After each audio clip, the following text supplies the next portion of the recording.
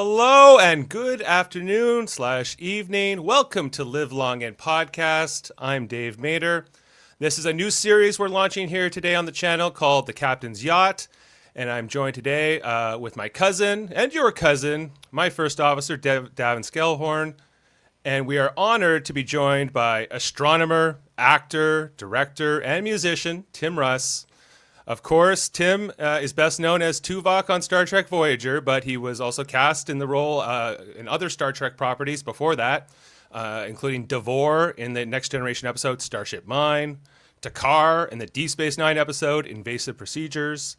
He was the tactical officer on the Enterprise B in Star Trek Generations, and has appeared in numerous other properties, including Live Free or Die Hard, The People Next Door, Samantha Who, iCarly. And Tim's band, the Tim Russ Crew, can currently be found at cdbaby.com and iTunes, and he performs regularly in Los Angeles with his band. Got the chance to see him on Star Trek The Cruise that I just got back from. And as a director, Tim, his projects include Star Trek Voyager, the episode Living Witness, one of my all-time favorites, Star Trek Renegades, as well as the FBI Files, and feature films like Star Trek of Gods and Men, Night at the Silent Movie Theater, and the award-winning web series Bloomers, as well as an Emmy Award for directing several PSA commercials. And Tim is an amateur astronomer for the last 35 years, assisted NASA on their Lucy mission, and he owns a 10-inch Dobsonian telescope, an 8-inch Schmidt-Cassegrain telescope, and a unistellar EV scope. Tim, welcome to the show. We are so happy to have you with us. Good day. Hello, sir. Thank you. Thank you. Pleasure to be here. Thank you for having me. Thanks for joining us. What an intro. You're supposed to add all-around cool guy at the end of every all-around cool guy. Absolutely. One of the best. Hello. So we're going to talk to you for the next hour or so, and this is an absolute honor for me and for Davan. I'm a big Tuvok fan, and of yourself, of course. And of yourself, yeah. Like Starship Mine was one of my favorite episodes before you did Voyager, and then we did when we were covering the Deep Space Nine here on the podcast. You came in as that Takar character, and he's one of the most menacing Klingons I think ever done. That episode Invasive Procedures is kind of a dark one, and you were so villainous in that particular version. And then of course as Tuvok and Davan and I were of high school age, if not, tweens, I guess, when we started Star Trek Voyager, and that kind of carried through all our high school years. So I was watching you every single week on that show. So, I'm trying not to get too starstruck, but it's amazing to have you. When I saw you on the cruise, you were just kind of walking around the Windjammer, and I was like, there he goes. He's going back to the buffet. He's going along. Adam saw you in the business center checking your emails, and so we were definitely aware of you. But I said I was like, I don't know if I want to come up to you while you're eating, so I'm glad I got a chance to email with you and get you on the show today. So this is an absolute thrill. So maybe we can we'll jump right into the questions. In terms of your early life and acting career, I understand you're from the Washington, D.C. area originally. Grew up with a father in the military, if I'm correct. And yes. You were moved around a lot. I mean, my dad was 20 years in the Air Force, so I moved every couple of years. I lived in Asia. I lived in Turkey. I lived in different parts of the U.S. And all the way up to when I was 18. And when I left at 18, I left home to go to college, which was in Austin, Texas. So I think that, that sort of upbringing may or may not have led to the life that I chose to pursue, just in terms of conditioning me for this type of work, to try to survive doing this type of work. I went away and studied it for 4 or 5 years in college, and I guess obviously when I got back to LA, studying more in workshops and things like that. So, and deciding to pursue it. All that started when I was probably 16, 17. And haven't looked back since. It's been a hell of a long journey, to say the least. And music's been around since I was 15, 16, running up on 50 years now. And that's always been sort of parallel track to. It's always been, I've played many different styles over the years, still playing today. So I was lucky enough, I think, when I started out to pursue acting as a profession here in Los Angeles at a time when there was a lot more work in Los Angeles. All the shows, a lot of shows were shooting here in town, and so there were a lot of opportunities for featured players, guest star players, they call under fives, day players. Those roles were all available because a lot of the shows that were shooting, that were on television, were all shooting here. And so there was a lot more work available for actors who were just starting out to try to build their credits and their experience. And also to, once you got into the loop, to actually be able to support yourself doing it. Much different now than it used to be. So I just hit it, I think, at a very good time in the business when a lot of the business was here. Right, and you've been in Los Angeles pretty much your whole adult life. Then you're saying? Yeah, I've been here since I was 26. I moved here at 26. 26. It's been 40 years at least. I was meaning to ask you too. Were you affected by the wildfires in Los Angeles when all that was going on? Very close. So there's one fire. The Sunset Fire was close to my house. So yeah, that was kind of scary at the time. We fortunately had the Hollywood Reservoir was right there, so they could do water drops consistently for at least an hour and a half. And the winds kind of died down, so that basically stopped the fire in its tracks. Otherwise, it could have been a different story. Wow. Well, glad you're okay. Glad your home is okay. Oh yeah. That's good to hear. So I only recently found out that you were in Spaceballs. I of course saw that years ago, but I hadn't put that together that you were the same person.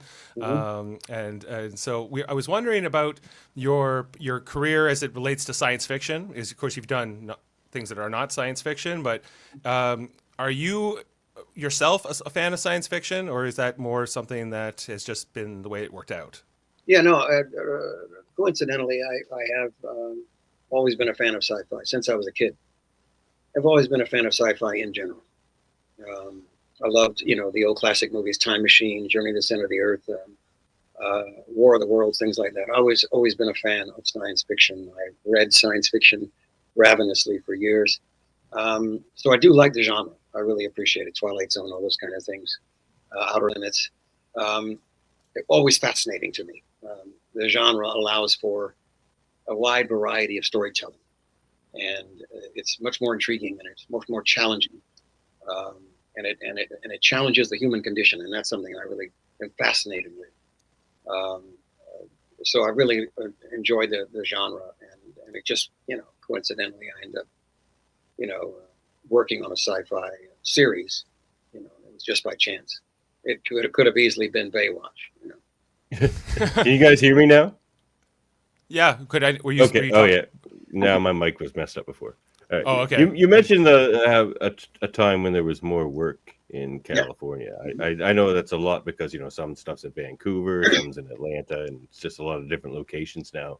Yes. But do you think there's also like a bit more insular storytelling now, where you find like smaller casts, less guest stars, and that sort of thing on shows? Because I like watching your role on Picard was amazing. Like the changeling Tuvok was super sinister, and I watched it and it just made me think. It's just like if this were a show like in the '90s when Voyager was on, like that Tuvok changing would have got up and we would have saw him walk out of the room and do a bunch of sinister stuff, and it would have been amazing. But now there's not much more time because it's also insular to the main characters. I find now does that cut down on the amount of work? Do you?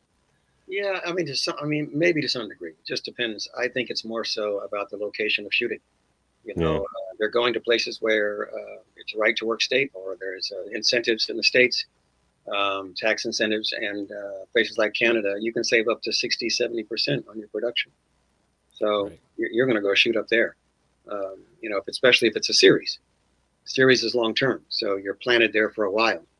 and you're able to capitalize on the series because of your initial airings and then your reruns in syndication for who knows how long. And your overhead to produce the project is cut by 60% or more. So runaway production began while I was working. Stephen Cannell was one of the first producers to take his projects to Vancouver, and eventually just kept going and going and going. They're in Toronto, they're in Vancouver, they're wherever. It's not, and or Atlanta, sometimes in New York, but mostly Atlanta is a huge hub now for production work. So it's the way it is. It's economics. It's expensive to shoot in LA. Always has been. Yeah, well, we're as I mentioned when we were emailing, we're up in Canada in different parts. I'm near Toronto, and Davan's in Halifax. But if you ever find yourself just filming a Stephen King series in Nova Scotia, drop me a line. We'll jam. I think we have a lot of the same musical instinct. I think we'd have a good jam. That sounds good, man. That sounds good. What do you play? What music do you play? What instrument? Guitar and harmonica. All right. Yeah. Actually, not a guitarist like yourself. I have another guy who can do that, but okay. Little rhythm guitar and harmonica and sing. All right, man. All right. That's a good question here we have from Worldmind. He's saying, what musicians and bands did you gravitate towards during your learning years in music? Like, who are your influences? Well, I grew up during the classic rock era, the supergroups, when bands were actually a thing. They aren't so much today. Today, it's all about solo artists. So the bands have basically disappeared. I grew up with the bands Chicago. Terry Kath was an influence on mine. Santana, Carlos Santana, also an influence. Since that time, Peter Gabriel, Bruce Hornsby, and a few others. Influence in terms of music styles. And in terms of guitar work and stuff, it would be mostly, I think, Santana and Chicago, Terry Kath. Those were my two most prominent influences growing up.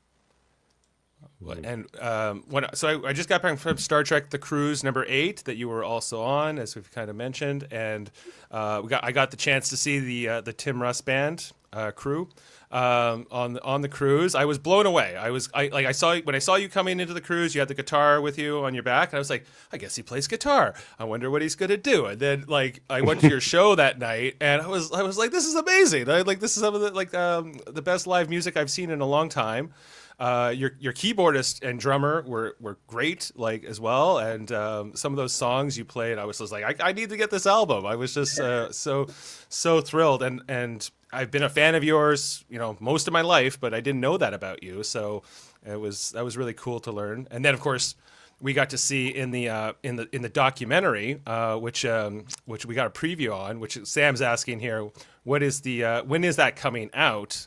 I don't know if you would know the answer to that more specifically, but it seems like this year. It's very soon. It's like this spring it'll be out, as far as I know. Oh, this spring. Yeah, this spring. That's what they told me. And so how many instruments do you play, Tim? Just guitar and bass. I used to play bass. I used to sit in with another band on bass all the time. I haven't played it that much recently. It's mostly a 6-string guitar and secondarily bass. And vocals. That's it. I was wondering if it was you playing the keys on one of those songs. Nope. I do not play anybody's keyboards. I will hire somebody to do that. I have one sitting right there, and same thing. It's just like I want to teach the 4-year-old. I have one in my house. I just never took the time to sit down and learn how to play it. But it looks so cool when you do. Cool. Yes. It's the main instrument. I mean, if you're a songwriter, it is. That it's good to know keyboards. No question about it. Well, and I did want to get back to the documentary and just ask you, did you get a chance to see that? It's called To the Journey. Yes. While you were on board, and what was your you don't have to spoil anything. Just what your reaction to the film and the first cut of it? Well, I think I saw the first cut. I did not see the cut on the ship, which is a recut. Okay. So there was more material that involved Garrett on the original. And they trimmed that back, and they included a piece with myself doing a Zoom call with the space station. Right. And that they included into the second cut, which I thought was cool. But I thought it was very good because they looked at different aspects of the producing of Voyager. It wasn't just the cast. It was behind the scenes, including the producers and writers. And I thought that insight for people who have watched the show is really informative, to find out and hear some of the stories and some of the back and forth and some of the conflicts that occurred and behind the scenes. I thought that was very interesting that they put that particular amount of that material in there in both of these versions. So that I thought was very interesting. Yeah, me too. Did you say they cut Garrett? Harry Kim cannot catch a break, eh? Well, he's still in there. It's just that segment is not really related to the show. So yeah, right. Neither is the segment with me in the Zoom call either. Is not related to the show. It's just an extra piece. So I mean, they wanted to throw that in. It's fine. If it were me, I might have put both of those things in the extras that come along with the DVD if you get it or whatever. The stuff that you can get on the extras. That's good stuff for the extras. Typically, I would have focused almost all of it on the documentary about the show and everything to do directly with the show. That would have been my choice. But they put it out there, and I'm hoping that people will enjoy it. It's very informative, and the curtains are pulled back so you can see what's going on, how the sausage is made, as it were. Yes, absolutely. I thought you weren't supposed to want to see how the sausage is made. I always want to know. I want to know where the ingredients come from too. I think people always want to know how the sausage is made. Yeah. Insatiable curiosity. Yeah. You're probably right. This is the 30th anniversary of Voyager when the show debuted in the first season, corresponding with the launch of this documentary to come out this year. And when you reflect back on your time on the show, how in maybe in pairing with the having viewed that film recently, what is your sort of general feeling consensus about your years on that show? Well, my consensus is that I was sitting there watching and I could not remember, having done all that work. I could not remember my state of mind. I couldn't remember, actually doing the work and whatever scenes those were on the show necessarily. Maybe only a handful of them I could remember actually doing. So it was kind of a nostalgic thing for me to watch. It was such a long time ago, and that work all sort of blended together in those 7 years. It's very much a routine. It's very much the same thing every day. And so there's nothing that stands out when you're doing that work.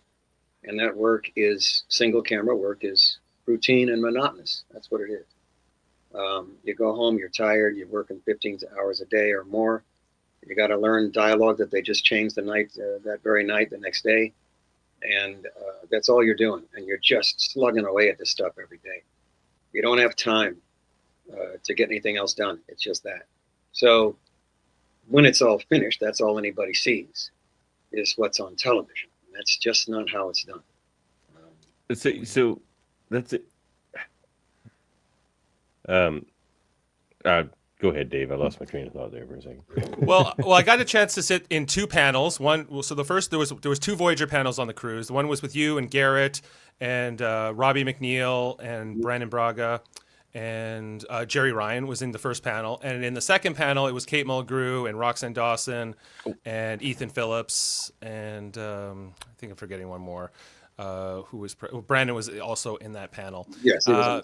And one of the most heartwarming moments for me was in the second panel, particularly because Roxanne says, to Kate Mulgrew, she says, I've been watching the show. They're playing it on the ship here all the time. And we were really good. We were so good when we were on the show. And, you talk about how you'd kind of forgotten about the whole process of going through it and maybe having not really necessarily gone back to watch it at the time. And yes. You were excellent. Look, your cast, maybe my favorite chemistry in terms of all the casts of all the They had the most chemistry, I think. So I agree. I remember my question now too. Yeah. Because So you mentioned not being able to remember most of the acting as you were doing it. So it made me want to ask this question even more. Was there ever like a piece of acting on that show that you witnessed one of your castmates do, where you just like, you know, it kind of just took you off guard, and you're like, wow, like that's acting right there. Yeah, well, there were some moments here and there that, you know, I can't necessarily pinpoint the episode or whatever it was now. There were moments in which, you know, I was pretty impressed with them, and also with the guest stars that we had on the show as well. We had a lot of guest stars, and they were usually saddled with all the work. And to me, the most impressive work was Tom Wright on the Tuvok episode. I'm sorry, but that guy had good. the longest week of his life on the show to carry out that role. That to me was one of the most special. It is the most talked about episode of the series, but he did such a magnificent job of blending our two characters together, and had mountains of dialogue. And that's word perfect dialogue. You can't just paraphrase that stuff. It has to be word perfect on that show. If you want to change one word, you have to call the producers from the set and get permission. So you had to be word perfect on those takes. And he had mountains of dialogue that changed every day that he had to get right. And he had to, really? Both of those characters, yes, we all did. Both of those characters we had to play and go back and forth between the two of them, sometimes within the space of one line of dialogue. And that to me was miraculous when he pulled that off. So, was that just a Tuvix episode thing, or were like those constant rewrites always the way? It's always the way. That's the rewrites we'd get, you know. We didn't have PDFs back then, you know. We couldn't get them on our laptops, you know. They delivered them by hand to our apartments or houses at night, sometimes 11, 12 at night. We'd have them the next morning, and we'd have to get the stuff, the changes or whatever, while we're sitting in the makeup chair trying to figure out what the dialogue changes are. So those rewrites were literally all week long for each episode. Each episode is only 7 days. The average shooting for episodes today is 10 days. We shot in 7 days. We did 26 episodes a year. To do that, all the stuff that just, you know, it's a cacophony of stuff. I haven't seen the majority of the episodes that we filmed. I haven't seen most of them, obviously because I worked on them and knew what the stories were, but I haven't watched them all back. And to go along with what Roxanne says, the last time I was on this Trek cruise, I did watch a few episodes. And boy, those are some good stories. Oh yeah. Looking at them in the context, all cut together, and the way they were played out, there were some very good stories. And you mentioned, and I think I was impressed with Robert Beltran, some of the roles he had for his heavier episodes. Very impressed with the work he produced. Ethan Phillips as well. Bob Picardo also. Some really good work on the show. Yeah. If you haven't watched them, go back and watch the ones you did with Brad Dourif, because those are fantastic. Oh, Meld. Yeah, Meld, man. That was a piece of work, that was. The very few opportunities I have in the 7 years on the show to not control the emotions, to be able to show any kind of emotion at all. And that was one of the episodes that, you know, I could break out of that box for a second. You know, it was a wonderful challenge for me to do that. Yeah, there were some amazing episodes, Tuvok featured episodes. You know, I remember that one with the Maquis, like where you had to like go, like kind of break them in. Yes, that's right. You had to train them. Yeah, the training every episode. And and you know, like you're making them run. Human shell, 10 laps around the cargo bay. 10 laps around the cargo bay. Yeah, that and Rise with Ethan Phillips, I loved. Oh yeah, great episode. The one with the lift, the broken elevator. Yeah, the lift, which is a scientific theory, you know, to be able to the tether space elevator. So you know, it was a murder mystery, it was a mystery, crime mystery, and he and I go head to head. I mean, we're back at each other's throats, you know, back and forth. And I thought that was such a telling episode, and it was a moment of growth for Tuvok's character, having to understand Neelix's point of view, and to sympathize with him, to empathize with him, to compromise with him. So I think that was a very special episode, I thought. Very cool. And I wanted to ask you one more thing about Tuvix as well, because because of course you're in the beginning of the episode and you're at the end of the episode, but there's never really it's never addressed again with the characters. You know, like I've always wondered, do Neelix and Tuvok remember everything as Tuvix? Do they like? Were those experiences? I would doubt it. I would doubt any of them. I think when they were gone, they were gone, and it's the captain's responsibility to the safety and welfare of her crew. That's first priority. Right.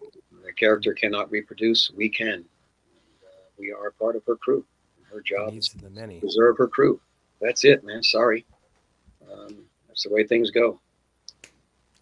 Yeah, you and Neelix both materialize on the bio bed at the end of that episode, and then Captain Janeway walks out, and she's just like, devastated with what she's had to do, which, and the choice she's made, but feeling that it's the right one, and then it never comes up again, really. But nope. It does. It leaves you. It leaves the audience with something to think about.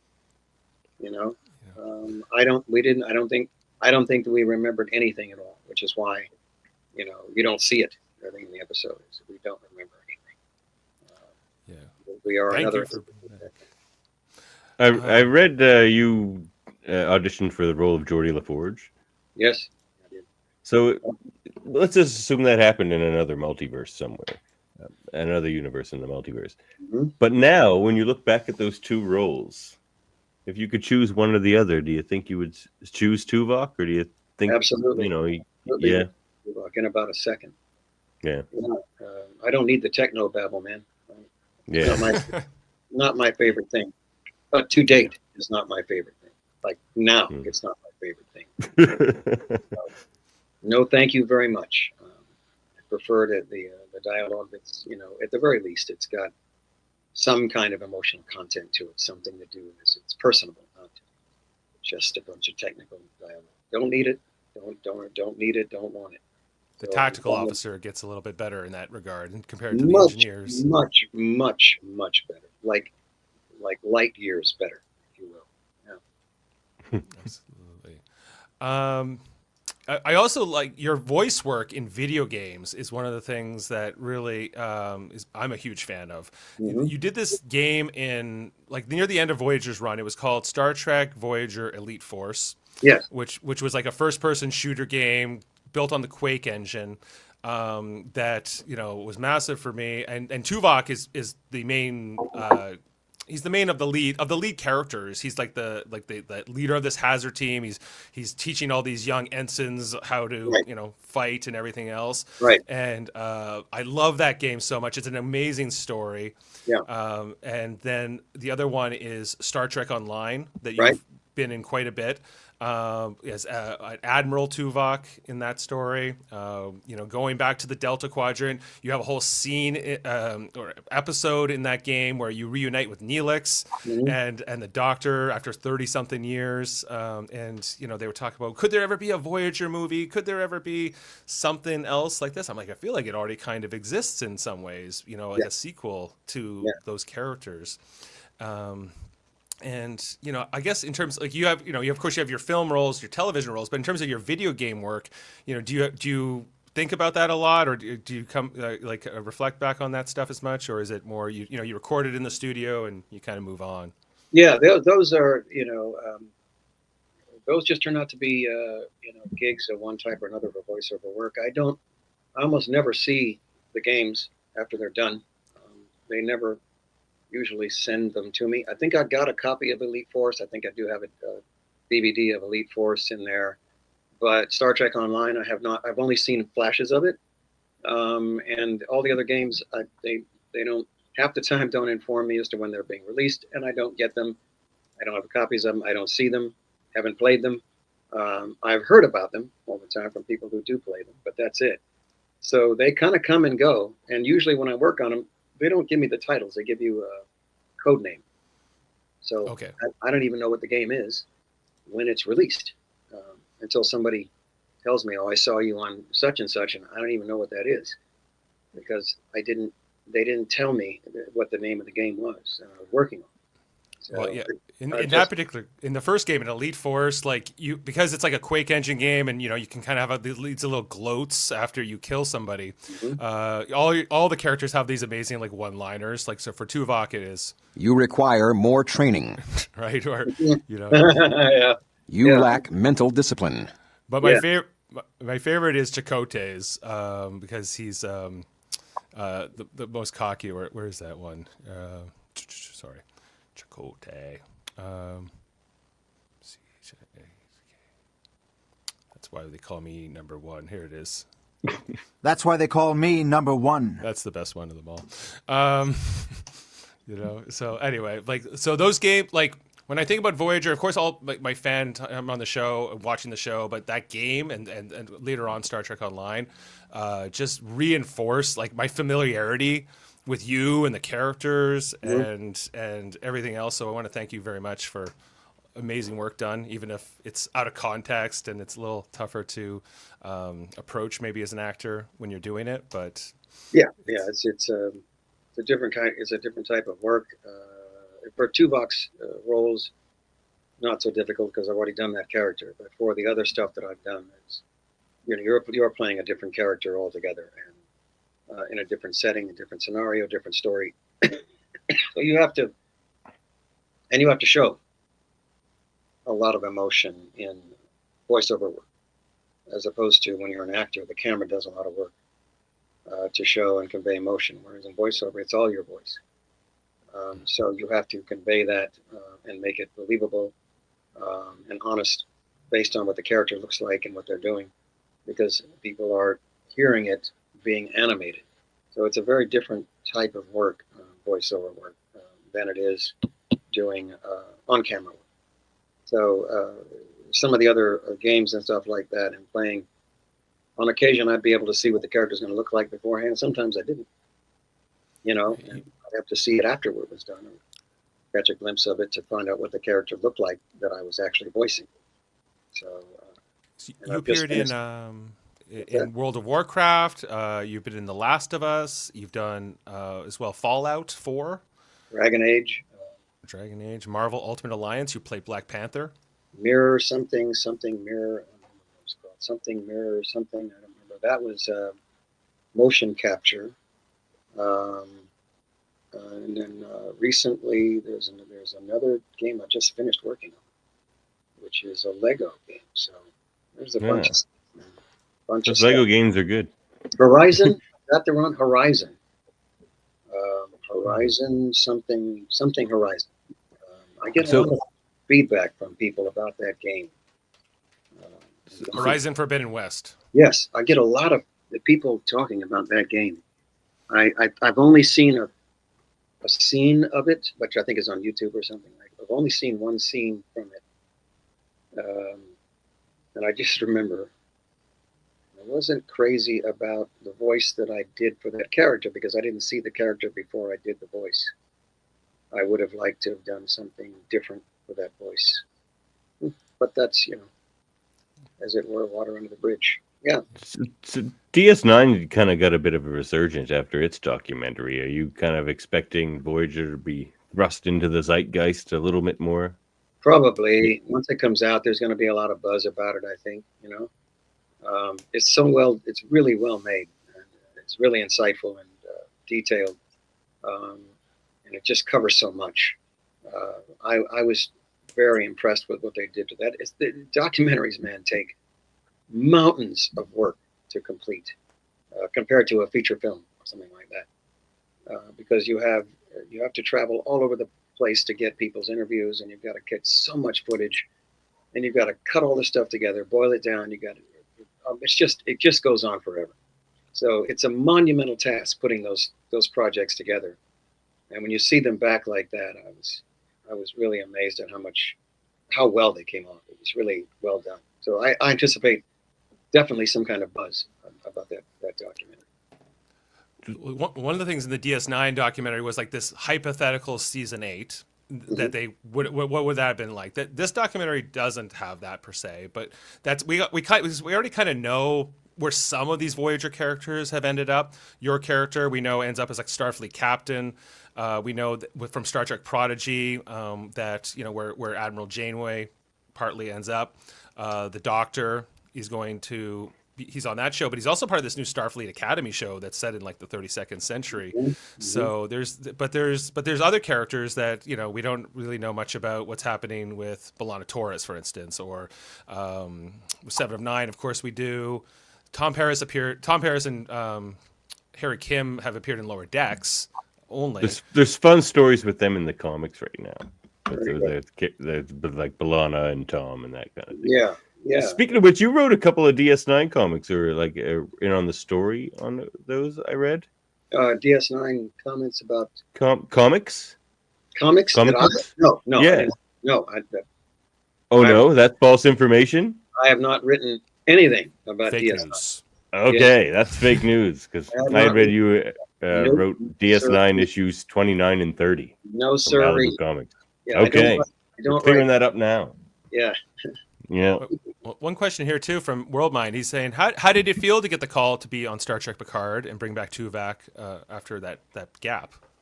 It was cool. I mean, I took it as an appreciation for the work I did on that character, and for them to bring me back and resurrect that character for the 2 episodes. I thought it was an honor to some degree to be able to do that. Sure, it was good. It was cool. I look forward to it. Working on the 2 episodes, even though I did not know what was going on until the very last minute because they didn't want any information to get out. But it was very cool. I enjoyed doing that, to resurrect his character. An evil changeling Tuvok as well. Yeah, which was even more fun. Yeah, that was. I wanted more. He smiles. He just all of a sudden he's just like, "Oh, I'm Tuvok. I'm Tuvok. I'm Tuvok." Yes. It's like, you're not Tuvok. Wait a minute. Wait a minute. We don't. Another question here too is you of course appeared on the Orville in that episode, Lasting Impressions. What was that experience like for you? Orville, great cast, wonderful people to work with, as almost every show I've worked on. I got to tell you, it's just, I mean, that's 30. Let's see, since 1986. That many projects. I have never had one of them which I did not enjoy working with the people in those projects. Didn't matter what the budgets were, didn't matter if they were film or television, didn't matter what they were. Always had positive experiences with the other actors on those shows. That's a lot of shows. The Orville, a lot of takes for some of the setups and the shots that we had.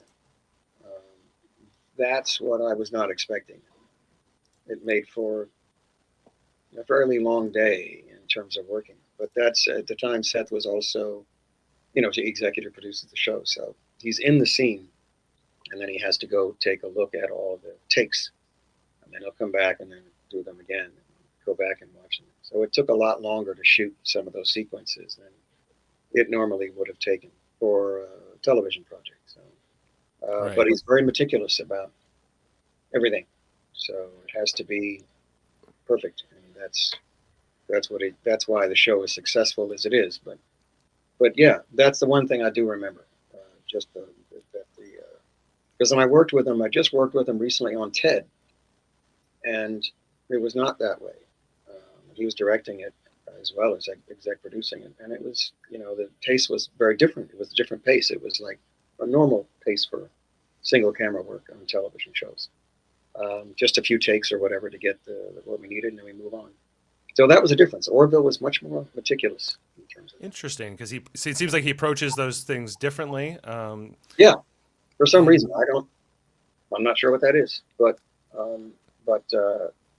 there was definitely a difference between the two. That particular episode that you're in is one of my all-time favorites. It's got this love story in it. It's perfect. I love that. I love that episode. I love the concept, and I also love the character that I'm playing, being an archaeologist and studying history, because I love history, in general anyway. And that would be almost ancient history for them. It's ancient history somewhat. And so the whole thing with the time capsule and then him becoming enamored with this woman who's in the time capsule, from the time capsule, I thought was just Just Yes, it was just your perfect. character brings this iPhone from a time capsule that then ends up in Scott Grimes' character's hands, and then he's Yes. able to basically create like a recreation of her on the holodeck. Yes. And then he falls in love with Falls this in love past with this person. woman. Yes, that existed centuries ago, Right. which is just fascinating. I mean, it's fascinating. That whole idea and concept is fascinating, and just not to mention the actual element of a time capsule in history. I mean, you know, in our real history that we have now, that today is the most documented time in modern civilization since man has become civilized. Civilized with quotes. It has been the most documented time in our history. So in the future, this would be, if you had a question about what occurred or what happened, it's all recorded.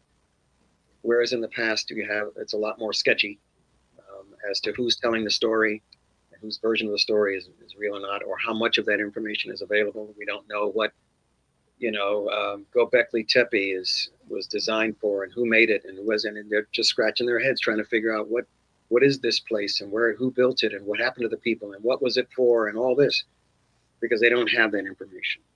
And so for ancient history, it's something that in that show, they have a documented piece of history that's very specific and precise. And they can tell the things were going on.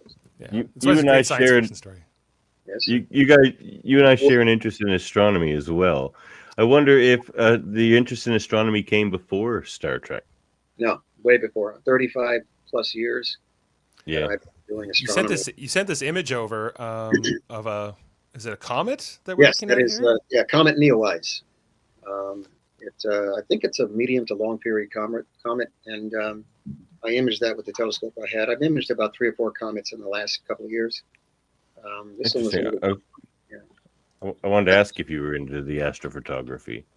Because I mean, you can do that with your phone now. They have come with little slots for you to put your phone in. My telescope did. Yeah, I'm much more interested in visual astronomy. I've always been interested in visual astronomy. So even what I have now is a combination of a visual and imaging telescope. It's a combo. It's called a unistellar EV scope. So it has an eyepiece on it, and it's a light stacking setup. So it's designed for deep sky objects, not for super bright objects like the moon and planets. It'll do the moon and planets, but it's really designed for looking at objects that you cannot see with the naked eye. And it's designed to see those objects and to stack the light very, very quickly, and to be able to do it in the city of Los Angeles under city lights, because they can filter the city lights out. So I can look at a nebula or a galaxy in my backyard, and they can image those objects within 5 to 8 minutes, and be able to see them in the eyepiece. And of course, I can download them and record them wherever I can keep them. But my goal is really for visual astronomy, to be able to see them through the eyepiece is what I've always wanted to do. I never pursued astrophotography prior to this. You're a member of the Los Angeles Astronomical Society as well? Yes, LAAS. Yeah. Cool. And have you ever discovered an object? No. The only object that would be the easiest, or not say the easiest, but practical to try to discover would be a comet. And the only way you're going to do that is by imaging the sky after sunset over and around where the sun set, right? Because the bigger telescopes around the world are not going to be looking in that direction. There's too much light from the sun. They're too sensitive. So they're going to be looking elsewhere, and they're going to be looking a lot farther out in space. So you're not going to beat them with the telescope that I have. But if there's a comet that comes out from behind the sun, it's going to come out from that direction. And my telescope, I could look just after sunset and try to scan that part of the sky. And if I saw something from that part, a little fuzzy dot, I could discover a comet that way. That could take 30 years of doing that. And I don't have the time or the patience to do it, nor the location. Really, I would need to be probably in darker skies than city to pick up something that faint. I wanted to ask you if there were any dark zones where you live in California, because it seems so built up. There's only one here in Nova Scotia, one certified dark zone. Yeah, there's the mountains. I can go to the mountains. We have a dark sky site for the astronomy club.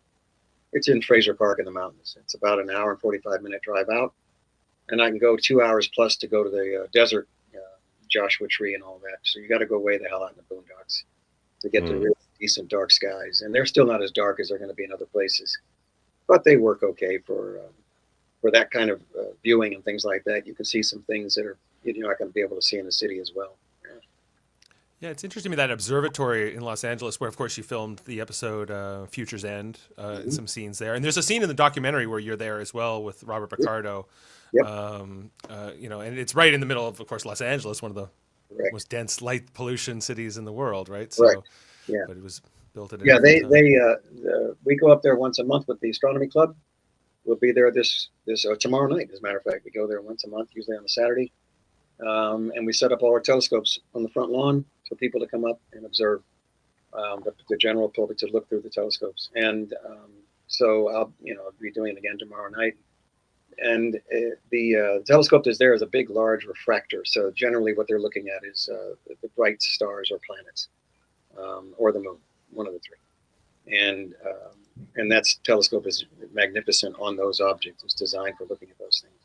So that's what they look at there, which is fine in the city. You don't need to be outside the city to look at anything you can see with the naked eye is bright enough to see with the telescope. So that's not an issue. The stuff that I would be looking at in some of the larger, maybe a Dobsonian or something else that's pretty big on their front lawn, would be something that's fairly bright, like the Orion Nebula, for example. We can look at that within the city with a medium-sized telescope and bring it in because it's so bright. Even shows up in the city lights. That kind of thing we can see. Bright clusters, the Pleiades and the double cluster in Perseus, we can see those in the city. Not as in much detail, but we can see them because they're bright enough to see. So that's it. My telescope, with one of the images you were showing, those nebulas and things, those are deep sky. Yeah, that is the dumbbell. And you can see the colors. My telescope will also bring in the colors of the nebulas as well. Wow. Yeah, that color came through in your telescope. Oh, yeah. I didn't process what you see in the eyepiece. Yeah, wow. They're that sensitive. This is all new technology. Those are about 3 years old, those telescopes. And, of course, just the way that you have iPhone, whatever number it is now, they're going to keep improving. And keep improving. Every year is going to be another model. They've already got new models out this year. Other companies are doing the same thing. Celestron has their version. They just came out with, it's even bigger than mine. It'll do even more, I think, in terms of what it can capture. And there's some small portable devices you can get for $500-600 that'll do something similar as well. Longer exposure times. Those are more like CCD cameras. But the light stacking is specific to this Unistellar because it does it really, really fast. The other ones take a long time. It take an hour, take something like that. This one does it in minutes, and so that you can use it standing there with the eyepiece. And that's the difference. And it's relatively portable. Fits in a backpack. You put it in a backpack. And it's simple. There's nothing to it. Works with your iPhone. It goes off it has Wi-Fi built in, so it communicates with your cell phone, and it uses your cell phone GPS to know where it is, so it can align itself in 15 seconds or less. Yeah. So it's really amazing, and it's all brand spanking new. One question here from Worldmind is, have you enjoyed the celestial lineup these past few weeks with our solar system? I guess the planets are aligning right now. Yeah. We, when we're up there, I think it was last month. There was a good alignment last month, in fact. Pretty much all the planets were up. Venus was coming across Saturn, right next to it, Jupiter, Mars, right across the sky. So you can just pop off each one. Fantastic. It's an opportunity, especially for the general public, to be able to see these objects. And many of them have never, ever looked through the eyepiece of a telescope before. And that is something else, man. All of them. It is. Yeah, all of them tend to say, hey, is that a picture you put in there? And it's always that response, if they see Saturn and Saturn's rings very easily and see the moon and the craters on the moon that close up, mind blowing. I remember the first time I looked at Saturn because the way the colors on yours blew me away. I'm expecting those really colorful pictures of Saturn, and I looked through it and I was like, wait, yeah, so it's white. Yeah, Saturn white. Yeah, you're not. Yeah. You're gonna need something real big to get Yeah. any hint of a color on Saturn. Uh, Thing really big. The but seeing Griffith, the rings is still amazing. yeah, the Griffith, the refractor can get it'll get a tiny bit of color on Saturn, just the faintest shade of brown haze. You'll see a little bit of it. It'll pick up a little bit of that, but you need something that large to bring in any kind of color. Jupiter will also get some haze. It'll get some faint streaks of light brown and a little bit of orange, just a tiny bit on the cloud bands of Jupiter as well. That one's a really magnificent telescope for that kind of thing. But for ours, the personal stuff that you're going to buy at Explore Scientific or Celestron or whoever it might be, you can get some good images. You can see the red spot on Jupiter and some other stuff pretty easily without spending a whole lot of money, really. My telescope, the Unistellar, is pretty expensive, but it's less expensive than doing astrophotography. You want to do astrophotography, you're in thousands and thousands of dollars. But mine, for what you pay for it, it's all one package. You don't need anything else. There's no accessories. It's telescope, cell phone, done. So what draws you to the stars, Tim Russ? A fascination with the cosmos, and are we alone? Is a major question. Something we're all asking ourselves now, and many scientists are dedicated to trying to discover. Are we alone? The fact that this Earth is here at all is way beyond just chalking it up as a miracle. Way beyond that. There's so many zeros before the one that you can't count them. So many variables involved in us being here at all. So if one considers the origin of the universe, how it began, whether it was the Big Bang or whether it was multi-universes banging into each other and whatever, at one point in time, there was nothing in this universe but a couple of gases. That's it. And from those gases, all those molecules are the same as the ones that exist in all of us today. So the universe, in a sense, has evolved to be able to examine and study and wonder about itself. We're all part of that same process. But we are now intelligent, right? The universe couldn't do that. Mostly. Well, mostly. We have conscious awareness, and we are exploring, and we're curious about the secrets of the universe and what's going on out there. Man, it is crazy out there. All the things that are happening, and all the discoveries. And the next discovery is going to be: is there intelligent life out there? Can we actually pinpoint it? Well, and I think that often, the question I think a lot of humanity asks itself, since science fiction came along and we've been able to gaze up at the stars and understand it more, is are we ready? I think is often the kind of the feeling are we still so petty and divisive, and we have these interconflicts, and right now the state of politics and the world feels not maybe we have. No, we're in that terrible Deep Space Nine episode right now, Dave. We're in, what is it? Far Beyond the Stars? No. The one with the districts. You mean what's it called? Yes, that's where we're living right now. Civil defense? No, not civil defense. No. Hold on. Why am I? You know what I'm talking about, Tim? The Deep Space Nine episode where it's basically now. I think didn't that happen this year? It was 2024. Yeah. So okay. They go back. The sanctuary districts. Yeah, they put all the poor people into the sanctuary districts. This past is tense. Thank you, Chad. Yeah, past tense. Yeah. That's where we're living right now. Yeah. I mean, it's. I think that if there was a discovery, confirmation, if you will, worldwide confirmation that intelligent life existed somewhere else, it would be a news story for about 2 weeks, and then it would be replaced by something Trump did. And that makes me sad. I hope that's not true. It would be a story for about 2 weeks. They would cover it in every angle you possibly could imagine, right? How does your dog feel about this? Whatever. Everything for about 2 weeks, and then it's going to be replaced by something else. Our attention span is about that long. And that's it. That would be it. The rest of us, who are fascinated by it would, of course, carry on, and we would love to know more and more and more, and wonder about it and all that good stuff. But as a news story, as a discovery, it would not even be it might just be a speed bump in the road and that's it, man. People would be, okay, we got this. And then they go right back to doing whatever they were doing. Because that's just the way this Trek is inviting and it's alluring because it takes place in a future that we don't have all of this nonsense and craziness that we have today. I mean, that's essentially what it is.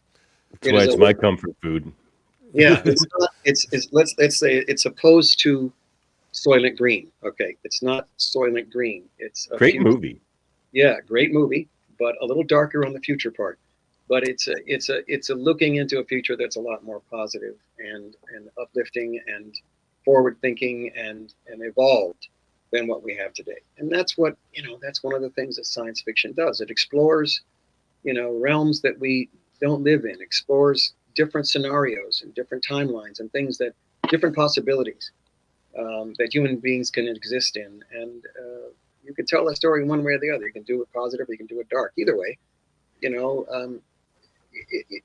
it's not going to be that easy for the human race over the next 100 years. It's not going to be that easy. We got a lot of challenges that are coming. And, eventually, hopefully we will, evolve in a creeping sort of way to enlightenment in all these areas and try to find some common goals, some common priorities that have to be addressed and focus on those common priorities amongst every country, every belief system, every religion, every political ideology, something that unifies us, that is a priority for mankind to focus on. And it may just be, resources, water, food, things like that. And it may be the health of the planet, etc. So those would be the first thing. Those would be the first hurdles that we have to. Well, as an environmentalist, I don't know if it's going to be the health and the planet one. Like, I fear you're correct about the news cycle going on after 2 weeks, because as an environmentalist, I'm like, this one's the environmental alarm bell. It's just like, nope, that wasn't the one. Yeah, all right. No, this is one. No. We'll be facing. We're going to be facing the repercussions of what we've done. Firsthand. We already are now, but it's probably going to get worse. And eventually people are going to come around to realizing, okay, we got to do this, we got to do that. Plus, just the survival of human beings on the planet. Populations, if they continue to grow, the resources are going to be strained, and eventually we're going to figure out what we're going to do. Are we going to set up, water reclamation plants on all the coastlines of the countries? Are we going to move everybody to the center of Australia, since all that land is available, and irrigate it and allow it for irrigation and crops and people? I don't know. You're going to have to do something with the population of the world. Okay, yeah, back in Canada, if you want to come up. But it ain't going to be me that does it. It's got to be somebody who's growing up right now is going to have to deal with all this, and they're going to have to come to terms with reality and come to terms with what's going on, and stop pissing and moaning about whatever it is that doesn't have anything to do with anything. So that big picture, they're going to have to focus on. Have at it, Hoss. I wish them all the luck. Even in like the fictional Star Trek universe, like things get really bad before they get better. Like there's this World War, then they meet the Vulcans, but it doesn't get better right away. We see in other snippets that that court that Q has in Next Generation Davan, where that's set after First Contact, right? Like the one where, and eventually they get to, by the time you get to Archer's time, things are pretty good. But that's like 80, 90 years later after First Contact. Yeah, sure. Yeah. Trek is essentially just a giant sort of sci-fi version of what's going on in the real world. We have to you're dealing with different alien species, which would be different cultures on this planet, different belief systems, different political ideologies. We're at each other's throats in some cases over political ideology. Right. Even today in 2025, for God's sakes, people are still litigating what happened in the middle of the last century, and we're supposed to be in a trade war with you right now. It's on and off. It's on and off again. So, Man, I'll tell you, I don't, it's. You're among friends here if you want to vent for a minute. You're among friendly Canadians, so Yeah. go ahead. Kate Mulgrew got so many questions that last night on the cruise in her Q&A session about like we're in perilous times now. What would Janeway do? What advice would Janeway give to the world? And she gave this amazing speech. Like this is the United States of America, and we're a free democracy, and we're going to rise up. And it was all. She kicks some ass too, man. I would mess with Janeway. Don't get Kate started on that stuff. We did that at a convention not long ago. Same thing. We just got on that. And the last thing we were talking about is Trek. We were talking all politics. They told us not to get into the politics on the convention cruise. I said, and don't get me started on it either. I will go to town on all of that shit in about a minute. It's a half an hour diatribe if I get going. But I got the time if you do. Don't even. We are. David Brooks, I think it was Brooks, is the guy that I was listening to today earlier, and he made a good point, and I think somebody else made a similar point that every country throughout history, including our own, has gone through some kind of crisis, and this is our crisis, and it happens to everybody. It happens all the time, and usually, if not all the time, you come out of it. And so I can only look forward and think in those terms that, yes, it's a shitstorm. Yes, it's god awful. Yes, it's this, that, and the other thing. It's chaos. But we go through these growing pains. They're growing pains. They're crises, and they can shift. And he was saying that, the evolution of a society or culture doesn't necessarily, if it's on a smooth, easy track, it may not evolve as well as going through the growing pains, right? As going through the crises. These crises may be a lesson to say, okay, we don't want to go back and do that again. And that may very well be the benefit, long term, of this mess that we're in right now. Instead of, that's a way of looking at it. I think he makes. I think that's a positive way, an optimistic, a very Star Trek way of looking at it. Absolutely. Well, they say crisis spurs innovation. Well, what if this crisis spurs our societal innovation, not technological? That's exactly. Maybe we come together a little. Yeah, that's more exactly the point. That's exactly the point he's making. These things, and they have happened. They have happened. There's proof that they have happened. World War II, Germany was an absolute mess, on the planet. But hey, we're not experiencing any world wars and haven't experienced a world war since then, have we? That's pretty interesting, because before that, there was world wars all the time on this planet. Now we don't have any world wars. We have localized skirmishes or incidents, but not world wars. So look how we've actually come a little farther as a result. Europe was killing each other for centuries, and now they have the European Union.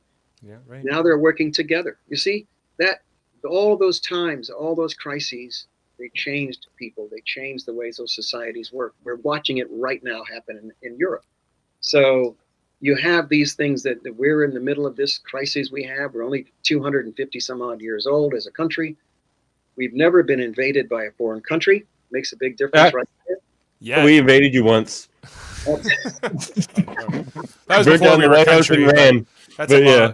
That's British North America technically, but technically a small. No, our shores have never been invaded.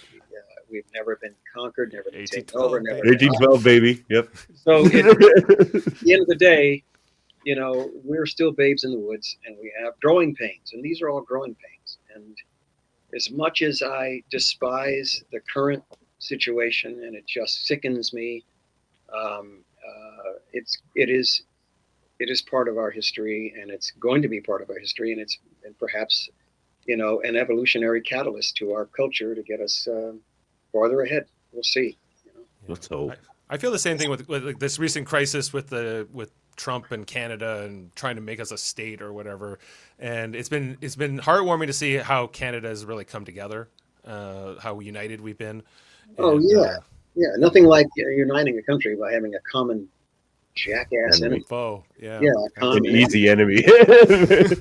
That goes without saying. Almost anywhere, anytime. Yeah, you've got this big nonsense Karen down below you, and instead of a country that had any sense whatsoever, and doing things that are, and I think that even Trudeau and the rest of them all expected this to happen if he was to take office, and it turns out that he did. And God Almighty, it's our system of government, it's our system of elections, our system of all that shit. It is what it is, and we're kind of stuck with it for the time being.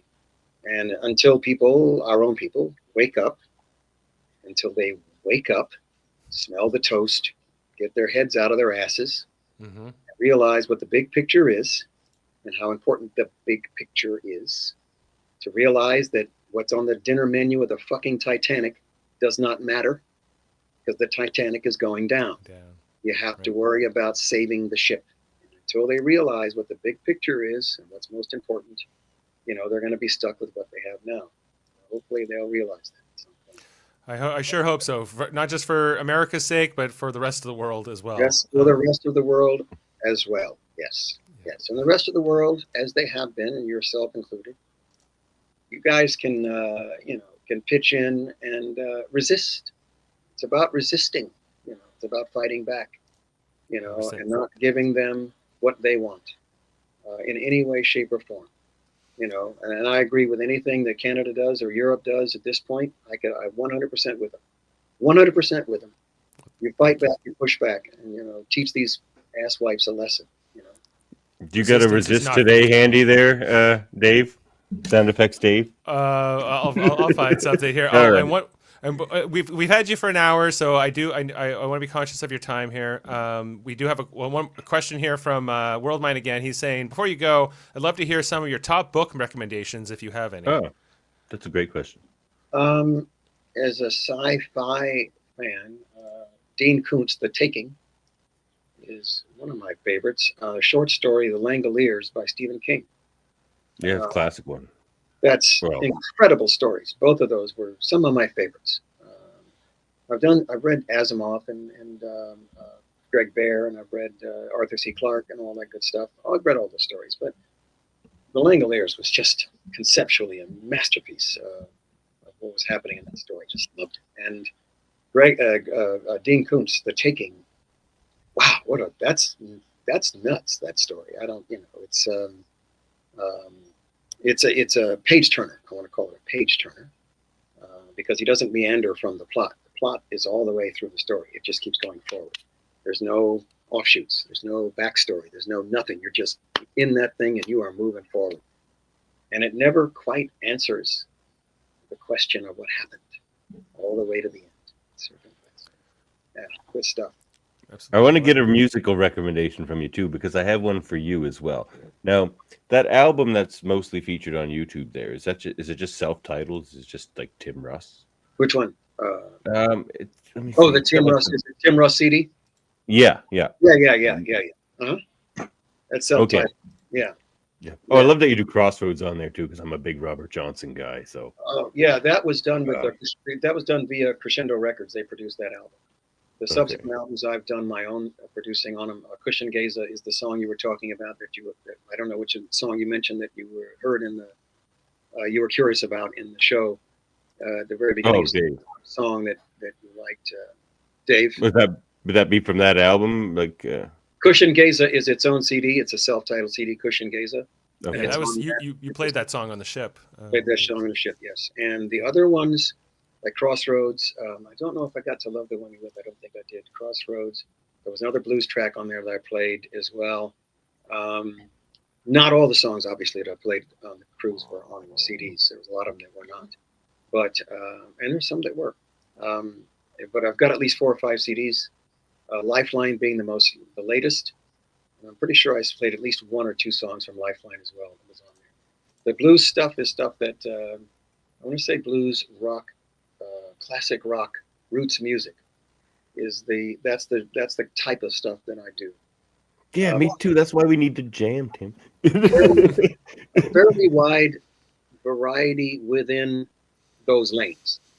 I don't do anything outside those lanes. I'm not doing disco. I'm not doing new age. I'm not doing techno pop. Although the music video I have out does have Yes, does have an That's 80s. 80s. That's an 80s jam. I love it. It's a Yeah. very good It was jam. I very deliberately did it that way because I kind of dug that sound and stuff. So I do Very have good. that.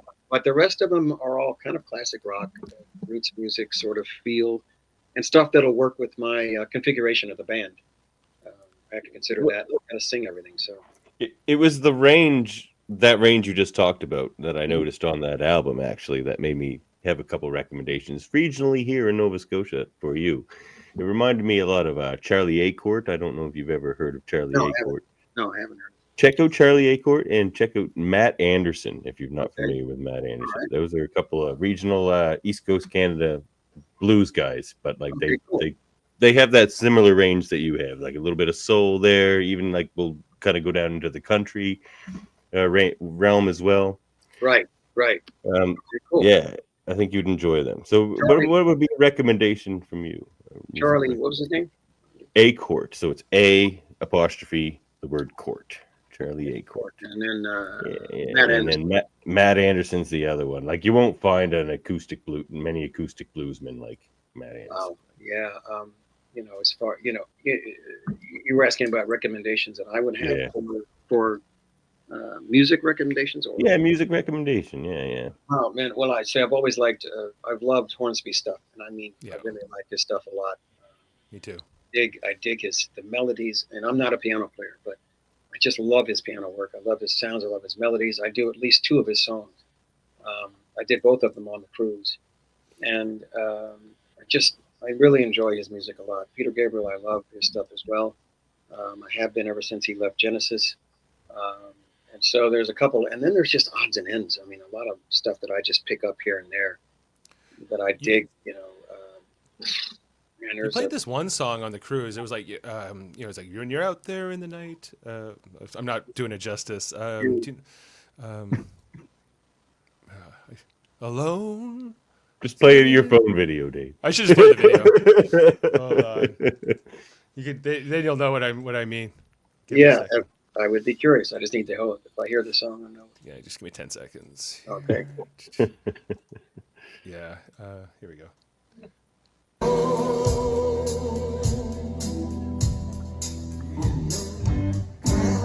Oh yes. Brown Shoes? Proud Shoes.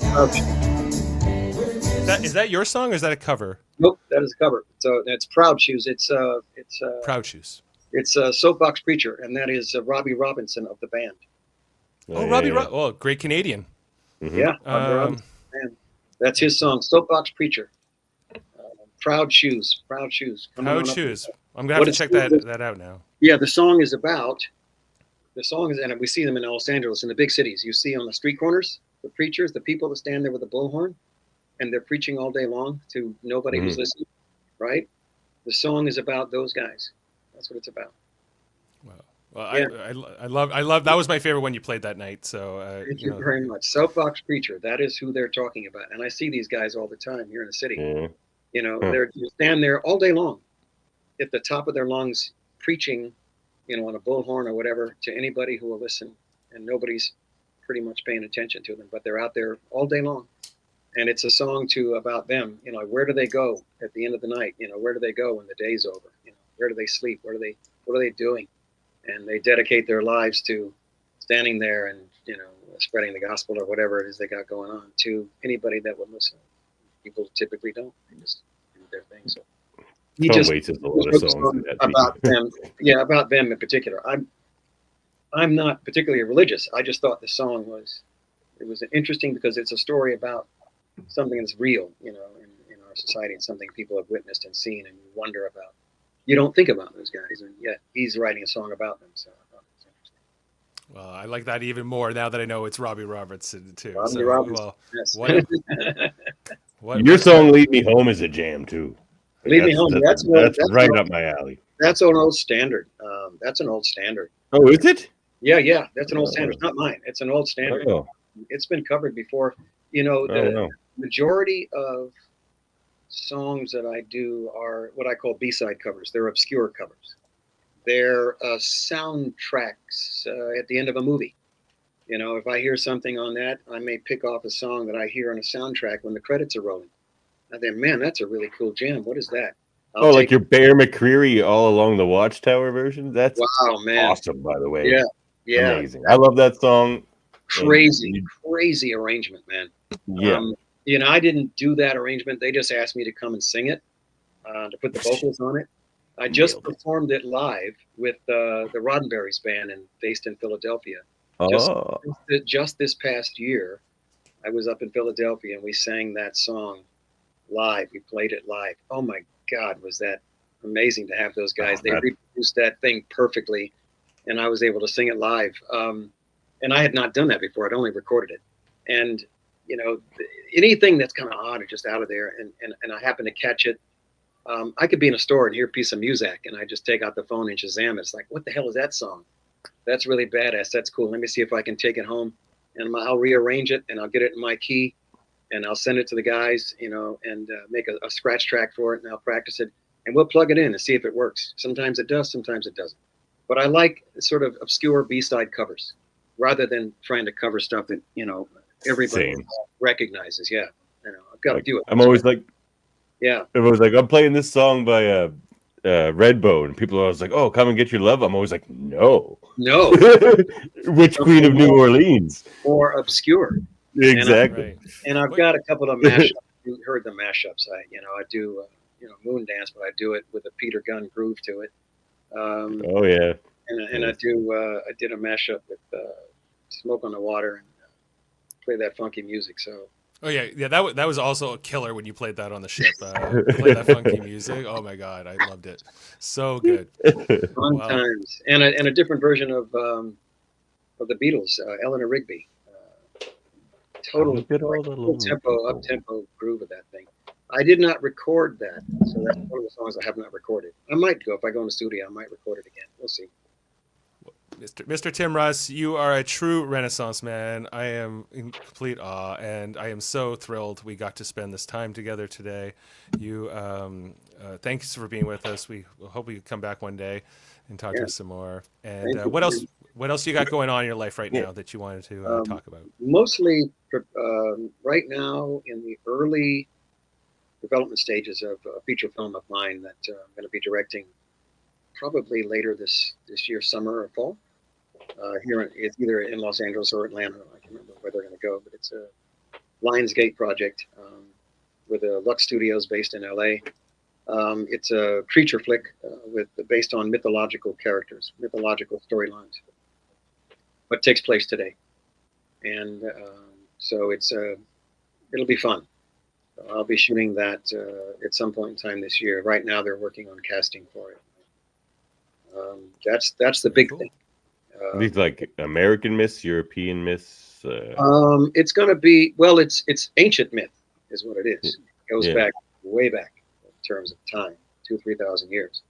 So Babylonian myths. Babylonian myth, and it takes place, but the timeline is today. It takes place in modern time. But the premise of the characters of the creature, we'll see how it goes. I would be directing it, not necessarily in the producing aspect of it. That's not what I enjoy doing. I like shooting and stuff. So, with any luck at all, I'll be rolling later on this year. We shall see. And you're directing this, you say? Yes. If I could ask you one more question now that we mentioned directing. Mm-hmm. What was it a big decision because you directed Star Trek Gods and Men, the fan film, correct? Was that like a big leap to go from like proper Star Trek actor to like jump into the fan film realm? Is that like a big consideration you had to make? Or? No. I started directing on the show. I directed Living Witness on Voyager. So I already had my chops together by the time that the other project. And I also directed I don't know how many shows for the FBI Files and a few others in that company before that as well. When the producer of that show asked me to come in and direct that particular Gods and Men and Renegades both, he just asked me and I said, yeah, sure, I'll go do it. They didn't have a script, so they had to write the script for it and kind of pitched in on the story the concepts, the story, and stuff like that. We got a pretty solid story, and we were able to get the actors involved, and he was able to raise enough money to get it done mechanically. And it had a couple of rough spots in terms of the process of shooting, but we managed to get through it. All of those, it doesn't matter what the genre is, doesn't matter what the storyline is, doesn't matter about any of that stuff. As long as the script is solid and reliable and shootable, I call it shootable, I'll jump on it and do it. I've shot everything from medieval to, sci-fi to drama to comedy. I've done all that stuff. So I have done across the board in those genres. And that's just another project to me. It didn't matter. As long as the stuff is written well, I'll jump on board. I turned down one project that was offered to me, I was asked to consider directing. I just turned down one because it was, I culturally could not identify with the story. It was a cultural thing that I just didn't have any background or experience in.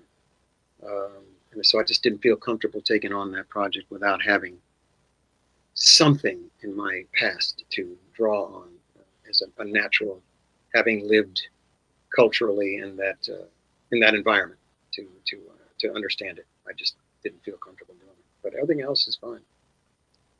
It's a story of one type or another, whether it's biopic or whether it's real, fictional. It doesn't matter as long as the story's written well and the people behind it are competent. The producers, they know what they're doing. That helps. As long as it's that, I'll jump on board and I'll shoot it. So on the cruise, Robert Picardo said, once I looked into directing, I figured out I don't want to do this. I just want to focus on what my part in the story. Yes.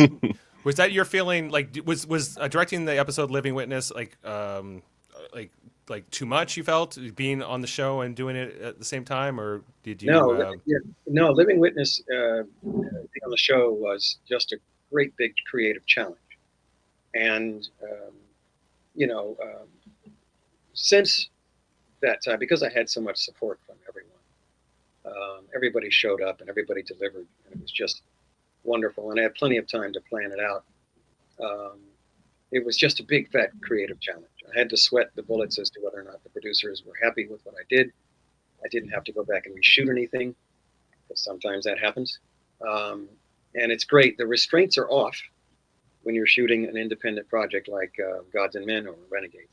Now it's all me. I can make a lot of decisions about what's going on the screen. And the only thing about that is, as much as I look forward to doing it, is that, after 3 days of working on it, and I haven't slept in 3 days, and I'm exhausted and fucking tired as hell during the day, dragging my ass. I keep thinking, why in the hell am I doing this? What did I sign up for this for? What was I thinking about? That's usually what happens, because the days are really long. You don't really, you can't really get away from it at night when you leave, because you have to plan for the next day. Mm-hmm. And somebody's going to be calling you about something that you have to deal with the night before, after you've worked all day, and you got to get ready for the next day. So that's the tough part once you're actually in the directing phase, not the pre-phase, not planning and all that, but when the first day of shooting it starts, and you've got to make your day, shooting X number of pages a day, make sure everything's done in the can, and then you've got to go. And it's a long day; it's 12 hours, sometimes longer than that. And you go home, and then you've got to deal with what's planning for the next day, and if there are any train wrecks or fires you got to put out. And then you come in the next day, and it's another long day, and then it's another long day, and it's just you're walking zombie, at the end of 3 or 4 or 5 days. And that's when you start thinking about, man, what the hell did I sign up for this for? But that's the only thing. But it's the creative challenge is what drives you. So. Right. Well, you did excellent with it. Absolutely. On screen and behind the camera. That's one of the best episodes, I think, of the show. Oh, it's a great episode. Which one? Oh, A Living Witness? Yeah, absolutely. It's one of the best. I was lucky enough to draw that episode. Very lucky. I could have gotten a dog, but I got that one. Is it just straws? Like, they don't have anybody in mind? You're just drawing straws for these episodes? Totally random. That was the episode that was going to be shot that week. And they assigned me that episode. And consequently, I loved the concept. Again, I love history. I'm fascinated by history. I'm fascinated by the interpretation of history and the ramifications of how history is interpreted and how it's told. And that story hit all those buttons, and I was just wonderful to have that storyline with Bob Picardo and the whole dilemma within that culture of having to tell the truth about their past. I mean, what a great concept, to explore as a society. So I was very happy to have that. Very lucky to draw it, and I'm glad it turned out the way it turned out. So Me too. Yeah. Wow. Yeah. Okay. Well, I like I told you, I'll talk to you for as long as you let me. But I'm sure you want to get going. Thanks so much. Would you give us a I'm Tim Russ and Live Long and Podcast as our closer out here tonight. You got it. Hello, I'm Tim Russ. Live long and podcast. See you next time, everybody.